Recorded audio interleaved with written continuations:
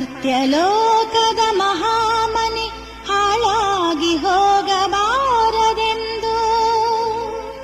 ಕರ್ತನಟ್ಟಿದನಯ್ಯ ಬಸವಣ್ಣನ.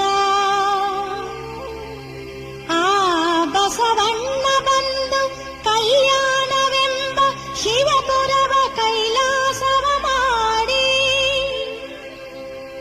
ರುದ್ರಗಣ ಪ್ರಮಥ ಗಣಗಳೆಲ್ಲರ ಹಿಡಿತೊಂದು ಅಸಂಖ್ಯಾತರೆಂಬ ಹೆಸರಿಟ್ಟು ಕರೆದು ಭಕ್ತಿಯ ಕುಲಸ್ಥಳವ ಶ್ರುತ ದೃಷ್ಟ ಪವಾಡದಿಂದ ಮೆರೆದು ತೋರಿ ಜಗವರಿಯಲು ಶಿವಾಚಾರದ ಧ್ವಜವನೆತ್ತಿಸಿ ಮರ್ತ್ಯಲೋಕ ಶಿವಲೋಕವೆರಡಕ್ಕೆ ನಿಚ್ಚಣಿಕೆಯಾದನು. ಈ ಶಿವಶರಣನ ಮಹಾಮನೆಯೊಳಗಿಪ್ಪ ಶಿವಗಣಗಳ ತಿಂಥಿಣಿಯ ಕಂಡು